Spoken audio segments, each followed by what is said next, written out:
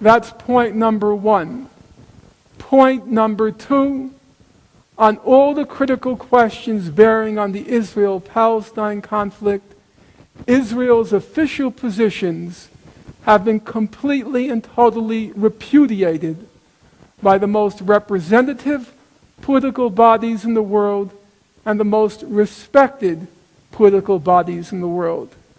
And that's exactly why, during the negotiations with the Palestinians in 2008, Israel's Foreign Minister Tzipi Livni, she said to her Palestinian interlocutors, she said, "I am a lawyer, but I am against law, international law in particular." And in fact, you can rephrase that to say, it's because she's a lawyer that she's against international law. Because as a lawyer, she knows that the international law undermines all of Israel's positions regarding the Israel-Palestine conflict. But there's a third conclusion, and the third conclusion, in my opinion, is as important as the first two. It's not the downside, it's simply a limit.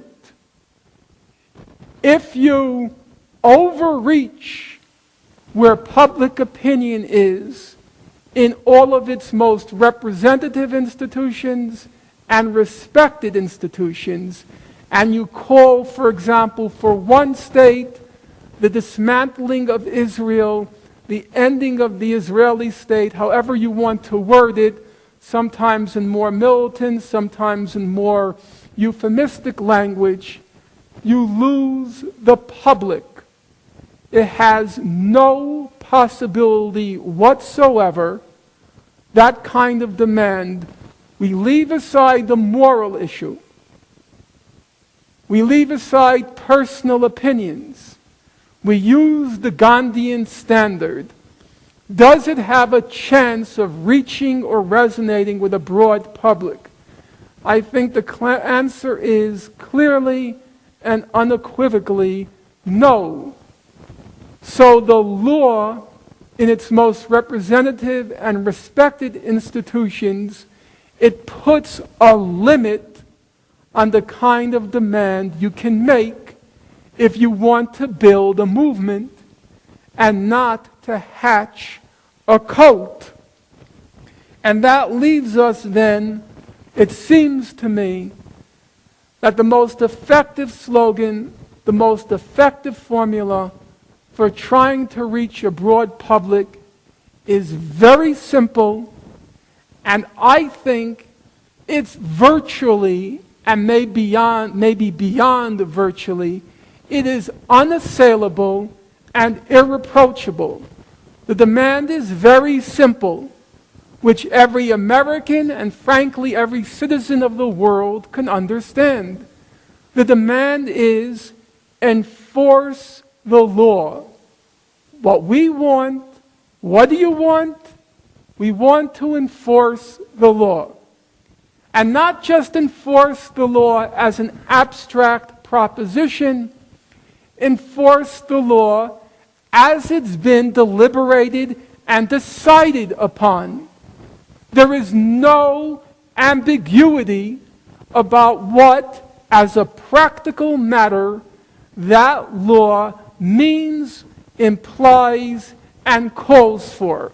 All you have to do is look at the UN resolutions, what the human rights organizations have had to say, and what the International Court of Justice has had to say. I'm going to take just 5 more minutes and then hand over the stage jointly with Chris Hedges. Many of you in the room, I suspect, are thinking, even if everything I say is true, even if, for argument's sake, what I say is true, isn't there a fundamental obstacle? The obstacle being that the two-state settlement, as it's been delineated in documents and resolutions, it's been superseded by reality on the ground. There are 500,000 settlers in the occupied West Bank, and these settlers have shredded the social and economic fabric of the West Bank, so much so as to preempt the possibility of creating a genuine, a real Palestinian state. How many of you in the room are familiar with that argument and in fact also believe it? Raise your hand. Raise your hand up high. If you are familiar with the argument, raise your hand. Good, so we could say a good third of the audience. Well, there's a lot of misunderstanding about the settlements. Allow me to just clarify quickly. In fact, the settlements physically, what are called the built-up areas, the settlements, they only occupy 1% of the West Bank. Now, many of you will be surprised by that percentage figure, 1%. How can that be? Well, the problem is, if we take this gentleman here with the blue sweater, can you just raise your hand up high? And we take this person here, can you raise your hand up high? And the camera person in the back. And we'll call this gentleman here, please don't be offended, you're settlement A, you're settlement B, raise your hands, and the camera person is settlement C. Can you raise your hands? These three people, obviously they occupy about 1% of the room. They are the settlements. But Israel says, we want not just the settlements, we want the settlement blocks. And a settlement block basically means connecting settlement 1 to settlement 2 and connecting it with settlement 3 in the back. When you create the settlement blocks, it's true, they shred the entire social fabric of the West Bank, fragmenting it into pieces and incorporating into Israel the best, not the best, but some of the best soil and critical water resources. So it looks pretty bleak. But in fact, it's not as bleak as it looks. Probably the only positive thing that came out of the negotiations between the Israelis and the Palestinians. I will make no brief for the Palestinian so-called leadership, which I think is wretched, corrupt, and beyond redemption. But we have to give credit where credit is due. They did want a resolution of the conflict. And they recognized they had to preserve principle in order to achieve that resolution. On the other hand, they had to come up with a solution which was reasonable.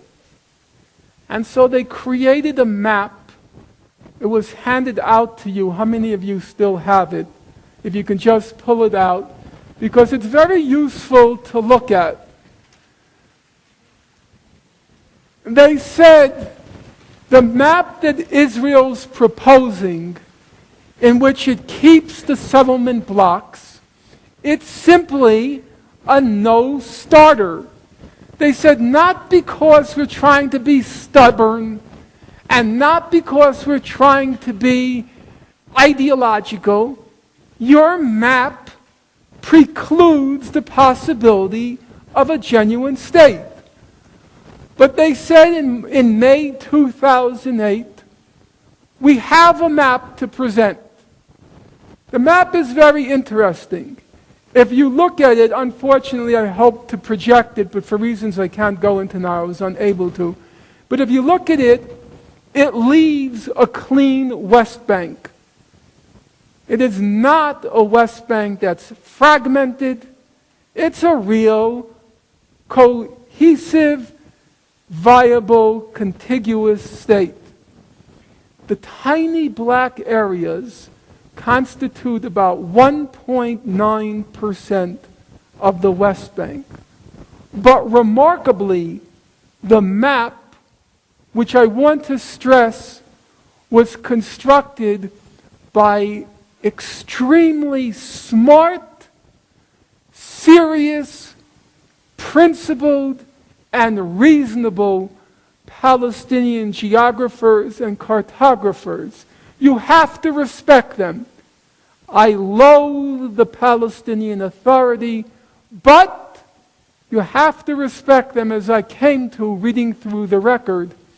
The map, remarkably, it allows 310,000 of the 500,000 settlers to remain in place on just 1.9% of the West Bank, which the Palestinians said, we can just have a land swap. You give us 1.9% of Israeli land, equal quality, equal size, and you can have 1.9% of the West Bank, and this 1.9% will enable you to keep well over a majority of the settlers in place.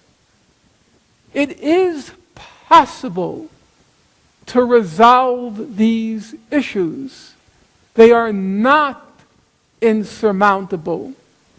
Unfortunately, Israel rejected the map out of hand, not because it said physically we can't resolve the problem. They said because, quoting Tzipi Livni, the foreign minister at the time, no Israeli government can politically put forth this map. And that's our job.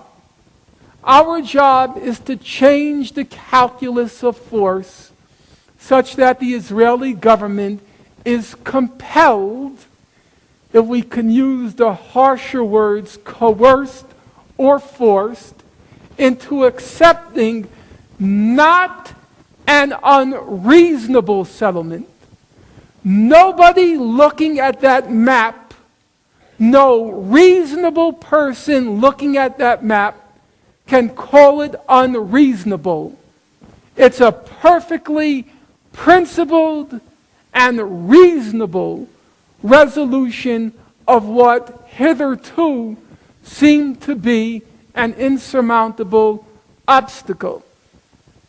And so my opinion is, if we want to end the conflict and not just watch it pass through eternity, you read the record of the negotiations that I did over the summer. It runs to between 10 and 15,000 pages, the record over the last 10 years. And I'm reading this record and reading it, and nothing happens. Nothing changes. And I start remembering the children's song. The wheels on the bus go round and round, round and round, round and round. But we have a chance now. All we have to do, put forth the demand, enforce the law. That's it. We want to be principled. And principled means nobody has the right to tell the Palestinians that they have to forfeit any of their rights under international law.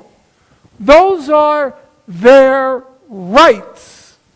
And just as you would want others to enforce your rights and not counsel you to forfeit your rights for the sake of peace, our obligation, our responsibility is to support their rights. If you don't want to support their rights, to use perhaps crude language, then just shut up. But don't tell the Palestinians that they have to forfeit any of their rights. On the other hand, we have to be reasonable. We have to show everyone, Palestinians and Israelis, there is a way out. This conflict does not have to continue into eternity. There is a way. What does principled and reasonable mean in practice? I think that map is a good example of principled and reasonable.